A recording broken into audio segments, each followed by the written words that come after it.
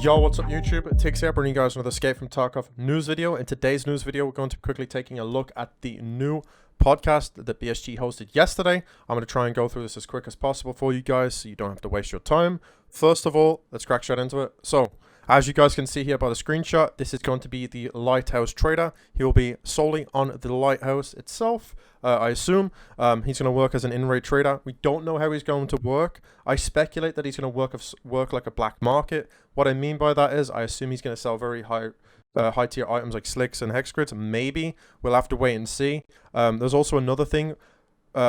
Development wise, I don't know how they would make the trader work. Like, you know, when you go into the menu and you know, press the button, you see all the items that the trader shows. I don't think it's going to work like that in game. I think how it will work is you'll have to give him something and in return he'll give you something back. Maybe something like the Santa thing. We'll have to wait and see. I assume that's what the testing was for. In terms of items, I don't know exactly what he's going to want. Obviously, he's going to want high tier loot. As far as we can see here, there is a little tease, I think. This looks like a pro kill with cultist-esque designery. So what I mean by that is maybe the cultists are going to drop necklaces that you could trade into him, and he in return will give you something back. I have no idea. It's just an idea. Another thing too, as you guys can see physically, he has scars all along his neck. Maybe he's not against the cultists. Maybe he works with them. Who knows lore-wise? Either way, I think it's very, very cool. We'll have to wait and see how he works in-game. But very, very weird vibes from this guy. That is the Light Keeper, by the way, his name. Also, one more thing to mention in the screenshot here, as you guys can see, there is a silhouette of someone in the reflection of the glass. This is probably going to be the boss. As far as we know, he's a sniper boss. I'm not too sure. It could also be a cultist, maybe. Who knows? I mean, it'd be cool to see cultists on Lighthouse, but I'm not too sure. I assume this is going to be the sniper guy. As you can see, like he's got a ghillie on around the side of his head. And yeah, that is, I assume, the sniper boss. So yeah, that's a pretty cool hint. This is going to be a big game changer for Tarkov. My thoughts on this are very, very cool. It was needed. It's going to make the map very, very interesting. PvP, massive point of interest. It's going to get camped, guys. So get prepared. It's going to be a fun map, I think. Now, well, there's going to be a lot of action around this area of the map, which I'm all for because I love PvP. But yeah, that is the Lighthouse guy. Moving forward now. Revolver, it's here. It's going to be in the most recent patch that's coming. Without Nikita going on, as you guys can see here, is the animations of the gun,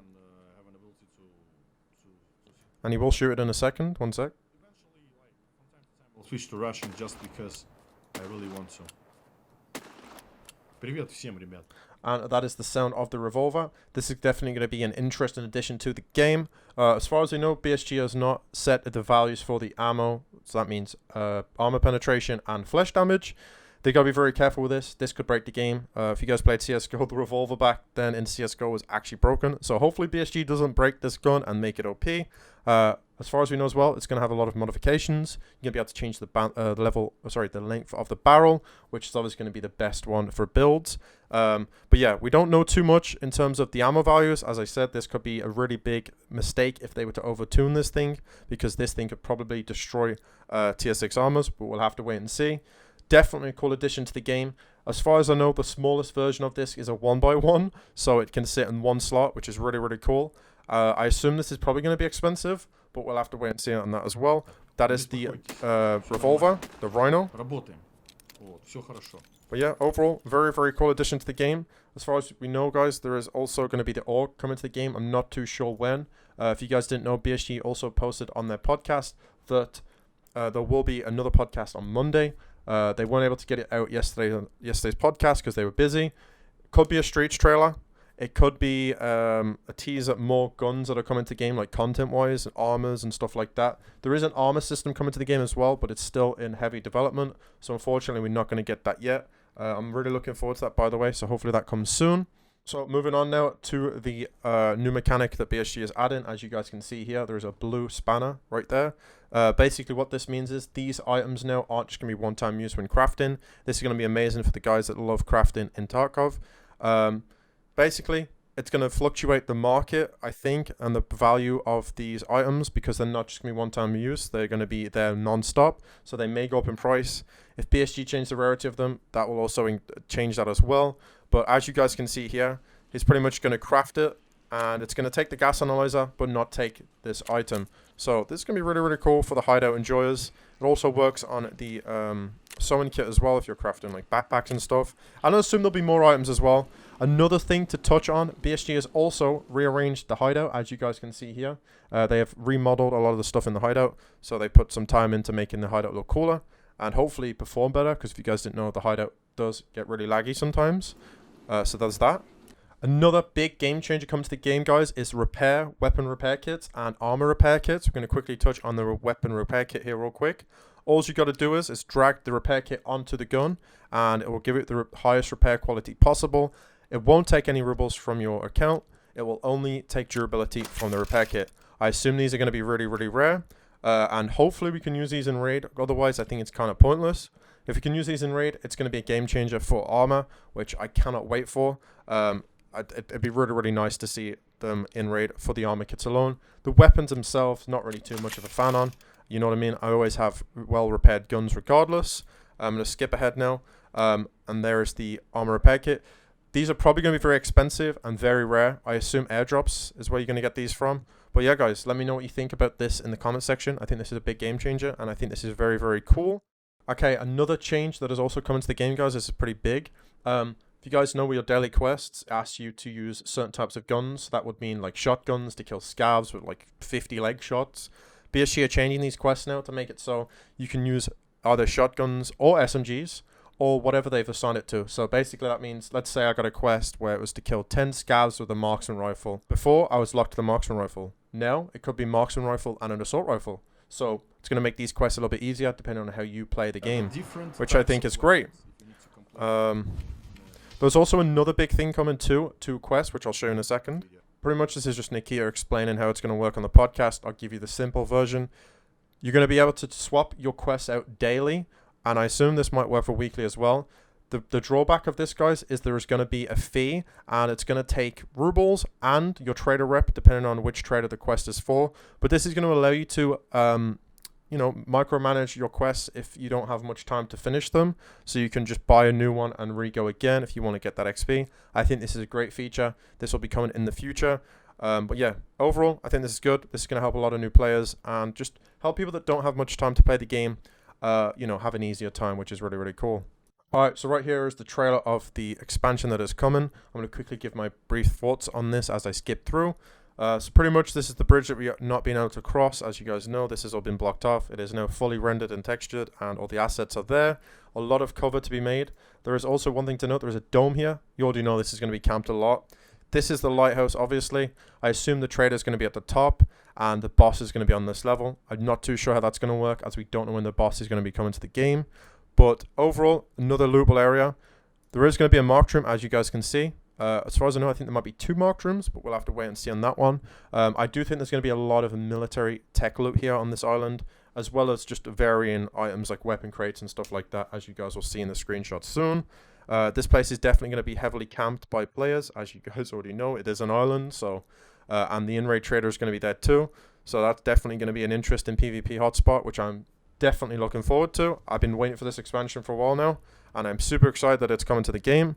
Another thing to note, I think there will be an extraction on the island. I think it'll be a boat extract for rubles, similar to the one on Shoreline. And this is pretty much just them showing off all of the new buildings. Another thing here, Optimuscope spawns, Stimulant spawns, maybe Lidxs could spawn here. That'd be very cool. Hopefully there's new key doors on this side of the map too. So introduction of new keys. Maybe like, Lidx rooms like on Black Room would be really cool. That'd be sick to see. But yeah. As far as AI, I'm not too sure if we're going to get AI on the island. Honestly, I think it'd be pretty cool if there was raiders, but I'm not entirely sure. I assume normal scavs will spawn here, but maybe that's further down the road. Who knows?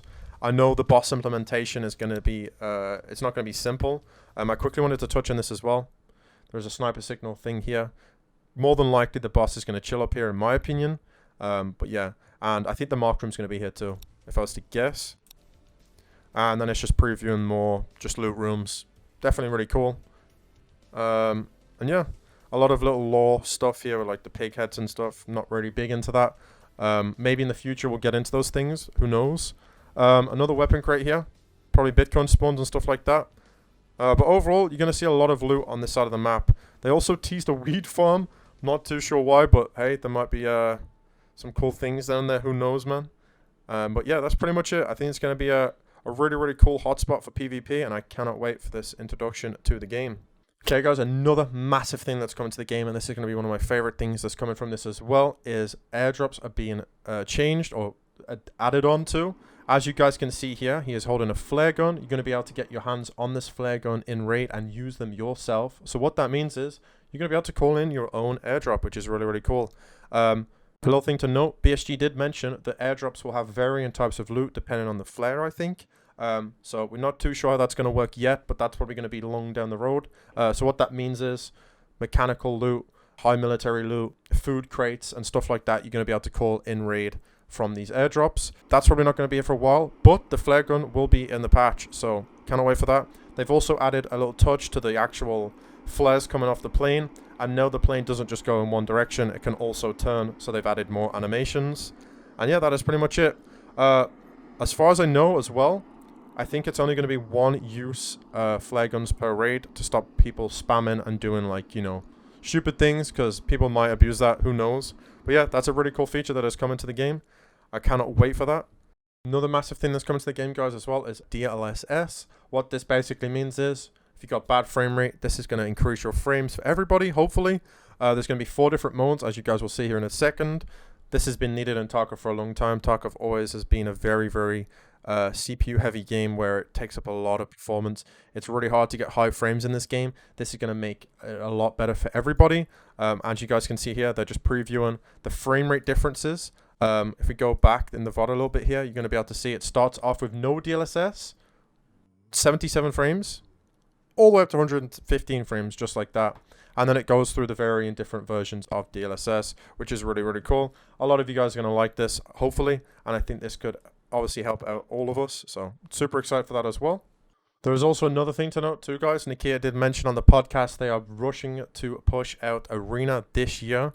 So if you're a PvPer like myself and you like to have fun fighting players, the Arena map is currently in development and they are trying to get it done as soon as possible. I'm hoping they can really get the Arena done, because this could be a really cool thing for the game, and it could also bring a lot of people back, because there's a lot of people like myself that only play Tarkov for PvP, and that's something that's going to be great for the game. I assume it's going to work like Factory. The map's probably going to be small, and it's going to be a pure PvP based game mode. So that side of the community that loves that is going to be very, very happy about that. Lastly, guys, before I go, Nikia also did mention on the podcast as well, the patch is going to be adding an expansion to the water treatment, which is really, really cool. Now, there's 2 things here. It could either mean there's going to be an underground, or they're going to expand the roofs, which was the original plan, I think, and give access to everybody to loot the rogues on the roof that you snipe off the mounted turrets, which is actually going to be a big game changer. There's also technical supply crates that spawn up there, and I have also seen a lot of tents, which I assume is going to spawn like loot on top of the boxes that are there as well. So like maybe attachments and stuff like that, and ammunition. And this is going to be a big game changer, because people are going to be able to use these roofs now as a defensive and just a really good spot to snipe people from, which is really, really cool. And it's actually going to make Lighthouse insane in terms of loot. Being able to loot these rogues on the roof now is going to make for some crazy hauls. So if you're interested in that, make sure to come check us out in the stream. We're going to be definitely doing that when it happens. I'm not too sure when this patch is coming out. It'll be here within the next few weeks, hopefully. But yeah, if I'm correct with this, I assume we're going to be able to do crazy runs with like the tree backpack. We're going to be able to fill this up, fill this thing to the max. So yeah, that's going to be a really cool thing. But like I said, it's probably going to be an expansion to the roof. And I just wanted to give you guys a few more things to touch on before I leave. I'm hoping that the trader in raid works as a black market for rare items. If you guys didn't know, the Zuk 6A armor is not purchasable or barter tradable from any of the traders anymore. It is found in raid only.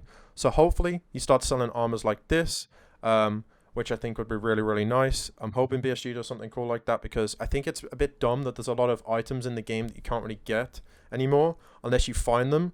And honestly, a Zuk 6A is a good armor, but it's not like crazy OP. You know what I mean? Like a Zabrawler is going to be better than a Zuk 6A, and you can buy 4 Zabrawlers per reset. So I'm hoping that they do something cool with this, and like slicks and hex grids and stuff like that. But yeah, guys, that is pretty much the recap for the trailer and all the things that BSG has shown. Thank you so much for watching the video. If you like this news video, make sure to like, comment, subscribe. I'll keep you guys up to date as soon as possible with all the changes. Whenever this new content comes out, don't worry guys, I'll be filling you in on all of the new stuff. Hope you've enjoyed the video. Make sure to like, comment, subscribe, and I'll see you guys